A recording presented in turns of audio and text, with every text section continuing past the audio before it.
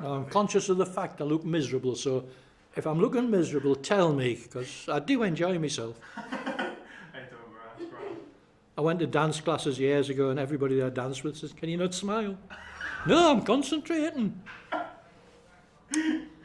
That was when proper dancing. Oh, you want to get started? Okay. Oh, there we go. We'll let Chris in. Cool. Cars, fire away. Jim Thomson, interview, take one. He was in shot now, was he? Yeah. Cool. Can you introduce yourself, please? Hello, my name's Jim Thomson. I'm a retired fire officer. I was an engineer before that. Lived in Alnwick for the last 57 years since I got married. That's basically me. Can you tell us a bit about Alnwick? Yes, Alnwick's a lovely town to live in and be part of. I've always enjoyed it so much. I've got involved with various things over the years here. I moved away for 3 years down to Gloucestershire as a fire officer. I was teaching at the Fire Service College, but I couldn't wait to get back to Northumberland again. I missed the county so much, and I missed Alnwick so much.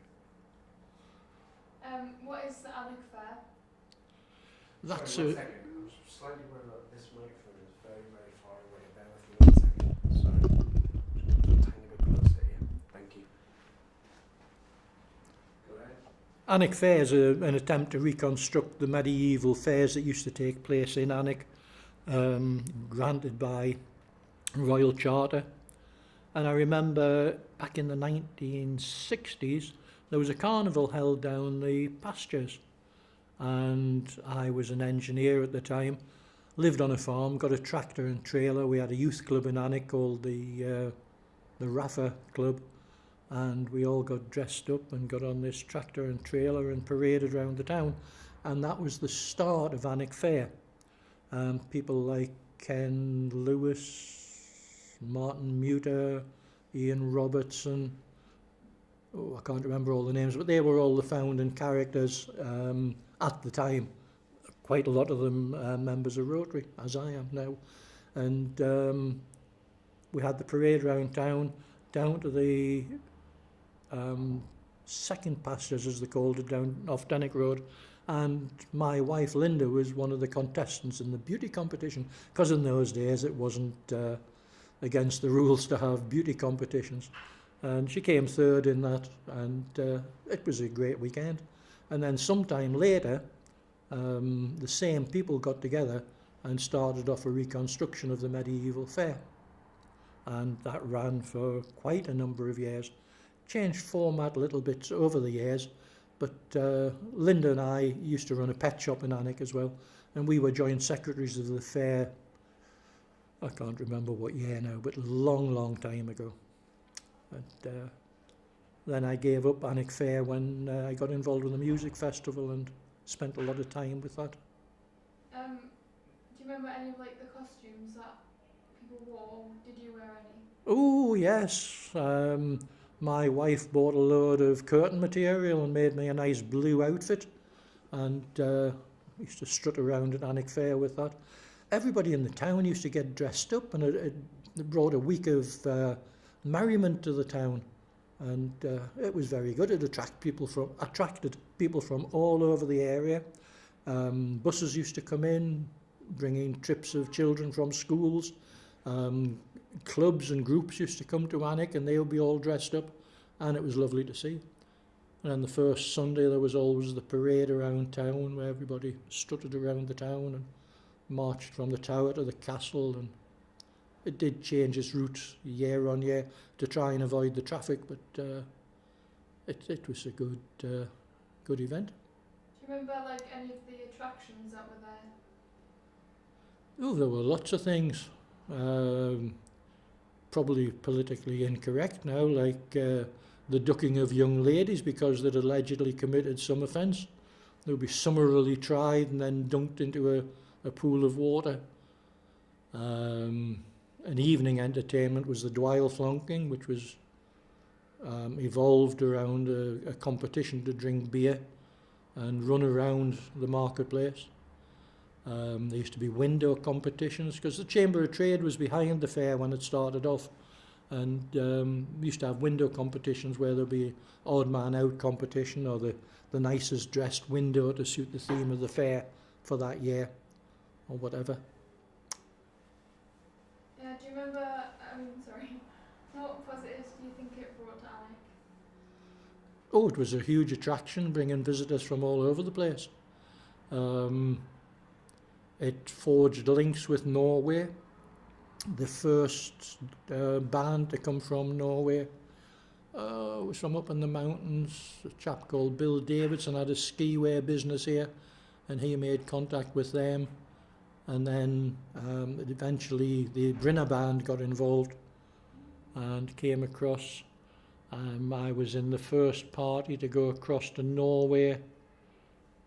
It was when the hotel was first built in Brinner. They didn't even have a proper car park the first year we were there. And it was nice to make a connection with Brinner. And then eventually it went on to be made into a twinning connection. And I was involved in taking entertainment across to the Jørdagen 2 or 3 times. What are your best memories of the Alnwick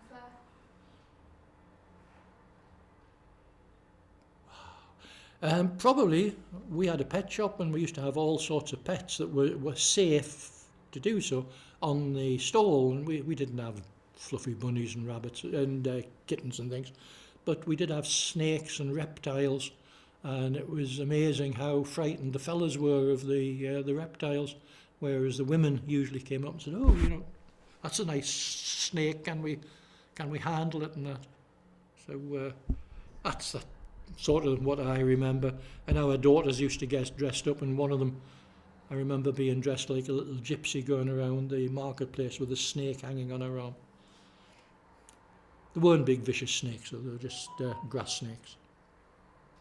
Why is it no longer a thing, do you think? Bear with me 1 second, so sorry. Carry on, one from John's. I think to some extent it wore out over time. It's sometimes very difficult if you don't have a very strong theme, and to some extent it maybe lost the plot, and it wasn't attracting the local people, and it wasn't bringing the visitors, and then it slowly declined. But I wasn't involved with it by that time. Since COVID and us not being allowed to be together, why are community gatherings so important? Sorry, I didn't hear that. Since COVID, Hearing isn't my strong point. Since COVID and us not being allowed to be together, why are community gatherings so important? That's the life and soul of everything that happens. You've got to have social contact.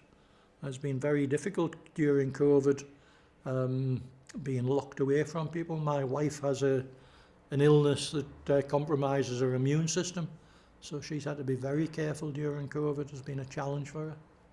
But it's nice that we're coming out of COVID. Isn't the threat that it was. It's been threat like flu now, and that seems to be the level of illness that people are getting now. What other community gatherings are there or were there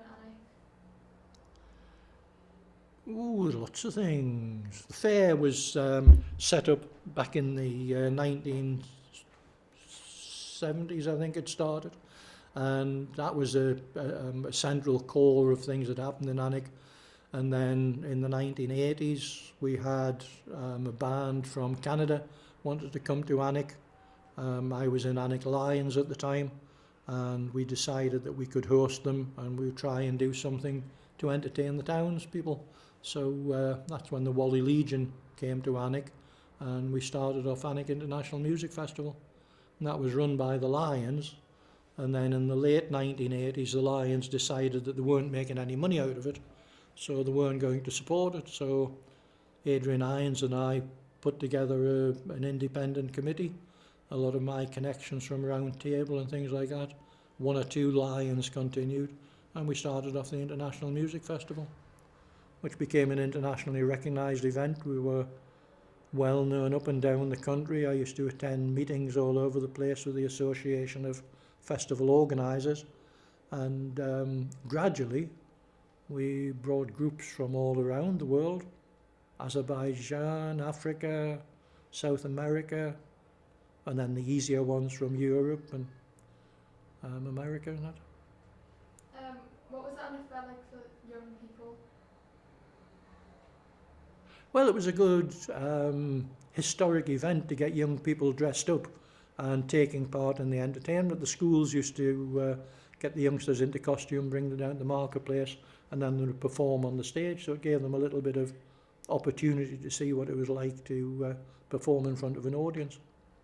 Some would be scared, rigid, others enjoyed it and went on to do other things, entertainment-wise. Sorry. Finally, any funny stories, any stories that you can remember of any shenanigans or strange things that happened during the fair? Oh, you shouldn't have dropped that on me. It's okay if you don't. No, I can't think of anything that happened. Now and again, there would be people get up on stage and they would just dry up, you know, with all the things they had in their head that there was going to happen when we had the mock trials and things like that. But other than that, I couldn't think of anything to add any interest. Excellent. You got me on the wrong subject here, though, because I was involved with Alnwick Fair and partook in Alnwick Fair, but the music festival was my real interest. What was your role in Alnwick Fair? My wife and I were joint secretaries for a couple of years, but other than that, we just, as townspeople, were participants. Right, that's cut. That's fantastic.